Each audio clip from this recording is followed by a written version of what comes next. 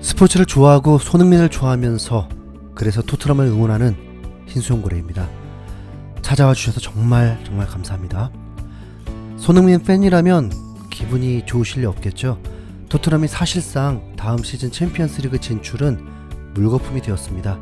토트넘이 32라운드부터 전승을 해야만 4위 희망이 있었는데 그 첫 경기 에버턴과의 경기, 이 중요한 경기마저도 2대2로 비기면서 승점 2점이 날아가 버렸습니다. 무리뉴 감독은 이 경기에서 실점을 하지 않겠노라 결단하는 포메이션으로 3백 같은 5백을 들고 나왔습니다. 센터백에 3명을 세운 것입니다. 경기 중에 변형은 있긴 했습니다. 다이어가 종종 윙어 자리에 있기도 했으니까요. 손흥민은 윙어가 아닌 케인과 함께 투톱을 맡게 되면서 골을 넣어주길 바랬지만 스트라이커 자리는 여러분도 아시겠지만 볼을 받아야만 뭘 할 수 있는데 볼이 안 와요. 스트라이커 케인이 전방위적으로 움직이는데 손흥민까지 미드필더에 있을 순 없잖아요. 결정적 기회에 올 뻔했는데 역시 눈에 밟힌 상황도 생겼고요. To be continue. 미드필더는 더 견고한 수비를 위해서 호이비에르, 시소코, 은돈벨레를 세웠는데 시소코, 은돈벨레는 그렇다 치고 호이비에르마저도 패스 미스가 많았습니다. 이 두 팀은 최근 승률이 좋지 않으면서 오로지 승리를 위해 사력을 다했습니다. 첫 골은 토트넘이 먼저 나오게 되었습니다. 토트넘은 이번 시즌 전반전 득점력이 프리미어리그 전체 2위입니다. 전반 27분 왼쪽 측면에서 은돈벨레가 크로스를 올렸는데 수비수의 실책으로 골대 앞에 있던 케인에게 볼이 왔고 지체 없이 골로 연결했습니다. 시작은 좋았죠. 케인은 득점 단독 선두로 나서게 되었습니다. 그런데 이 분위기가 단 3분 만에 깨지게 됩니다. 에버턴 하메스가 박스 안에서 슈팅 기회가 있었는데 레길론이 뒤쪽에서 막으려고 달려오다가 슈팅을 방해하는 동작이 나오면서 페널티킥이 선언되었습니다. 참물 제대로죠. 카메라는 레길론을 몇 번이고 보여줬습니다. 에버턴은 득점에 성공했고 전반전을 1대1로 마쳤지만 후반전에 오히려 역전골을 또 허용하게 됩니다. 에버턴이 후반 16분에 선수 교체를 했는데 투입되자마자 골에 관여하게 됩니다. 유기적인 패스로 토트넘을 흔들더니 페널티킥을 넣었던 시그루드손이 멋지게 골을 넣었습니다. 이 장면은 상대팀이 못하는 팀일 때 자주 나오는 골이었습니다. 그게 토트넘인 거죠. 패색이 짙었던 상황이었고 경기 내용을 얘기하고 싶지 않을 만큼 토트넘은 형편없었기 때문에 좌절하고 있었는데 이걸 뭐라고 해야 할까요? 아무튼 패배는 하지 않았습니다. 교체로 투입된 라멜라가 크로스를 올렸는데 에버턴 수비수들이 또 실수를 하면서 케인에게 또 볼이 왔고 땡큐 하며 골을 넣게 되었습니다. 케인과 축구공 사이에 자석이라도 달린 건 아니죠? 케인은 21골로 득점왕을 바라볼 수 있게 되었습니다. 그때가 후반 24분이었기 때문에 20여 분 안에 골은 충분히 나올 수 있었지만 역시나 골이 없었고 그렇게 2대2로 비기게 되었습니다. 손흥민은 이날 경기에서 볼을 받기 위해서 열심히 뛰어다녔습니다. 경기 시작과 동시에 포문을 연 것도 손흥민이었는데 이후 그렇게 잠잠할 수가 없습니다. 이것도 참 답답한 것이 수비를 강화하려고 하니까 미드필더에 로셀소, 모우라, 알리 같은 선수가 없으니까 위협적인 패스 자체가 없고 오히려 수비수들과 미드필더들은 패스 미스만 남발하고 이런 이유가 왜 생기냐면 토트넘 선수들이 확실히 유기적이지 않아요. 조직력이 안 좋다는 거죠. 선수들끼리 호흡이 안 맞고 그러다 보니까 서로 믿지 못하다가 패스 미스가 연발하는 거죠. 됐고 실력이 떨어집니다. 그만큼 패스 미스가 많으면서 경기력 자체가 떨어지고 전반전에 에버턴은 슈팅만 10개, 유효슈팅 4개를 기록하게 되었습니다. 요리스 아니었으면 몇 골 들어갔을 거예요. 손흥민은 윙어였을 때는 공간이 있는 상황에서 기회를 만들어주거나 자신이 해결을 할 수 있었는데 스트라이커로 있으니까 무지 외롭게 느껴지더라고요. 활약이 미비했음에도 손흥민은 평점이 케인, 요리스 다음으로 3위였습니다.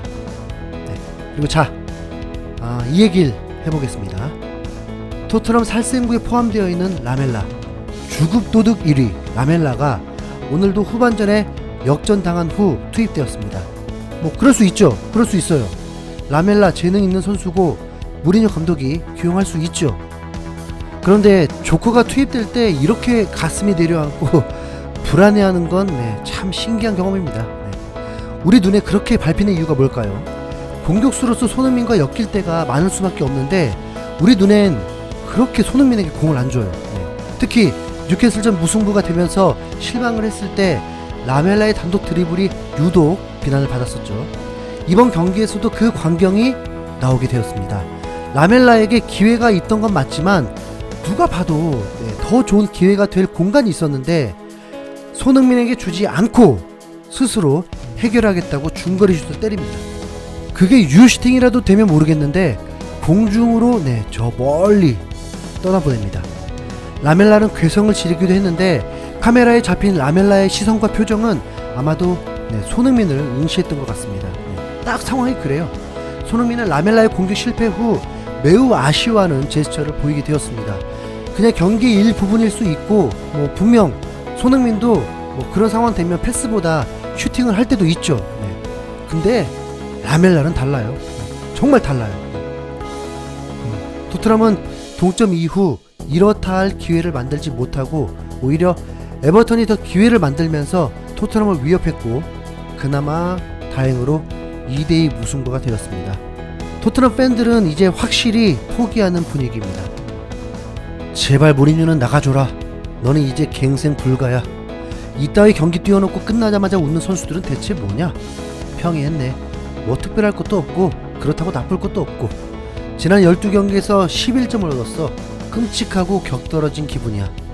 이런 한심한 팀을 응원하느라 매주 내 기분이 최악이야. 대체 언제쯤 올라올 건데? 그래도 그쪽은 저녁 7시죠? 우린 새벽 4시였어요.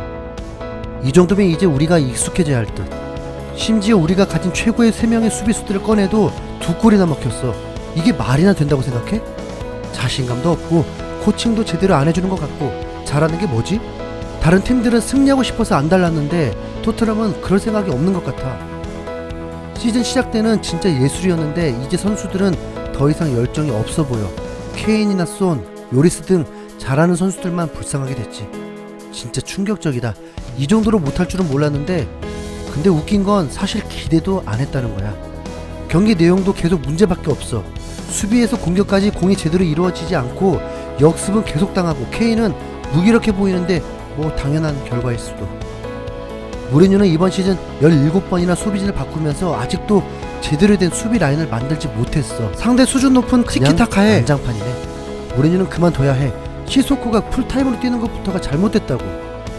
놀라울 것도 없지. 마지막 10분까지 어떻게 투지를 보이는 녀석들이 없는 거지? 너희는 승리에 대해 논할 자격이 없어. 무리뉴를 망치는 또 하나의 경기를 바꾼. 한 골 먹힐 때마다 무리뉴 관에 못 하나씩 박히는 그런 느낌 알아? 진짜 그 아무도 막바지에 긴장을 안 하는 듯 보였어. 난 3대2로 이기고 있는 줄 알았다니까.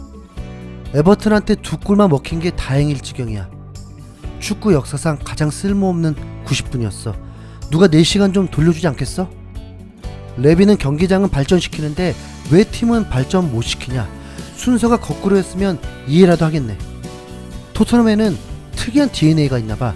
감독이 누구든 어떤 선수가 들어오던 어떻게 플레이하던 바뀌는 게 없으니까. 지난 14경기 중 이긴 게 5경기야. 이래도 부끄럽지 않다고? 우린 죽을 맛이었는데 그래도 선수들은 공도 차고 재밌었나 보네. 나갈 때 실실 웃긴 하고 말이야. 이제 무리뉴 감독과 토트넘 선수들에겐 기대가 되지 않습니다. 케인이 득점왕이 되는 것도 솔직히 아무 감각이 없어요. 아직 6경기가 남았는데 남은 시즌 손흥민이 건강하고 다음 시즌 잘 준비했으면 좋겠습니다. 바이.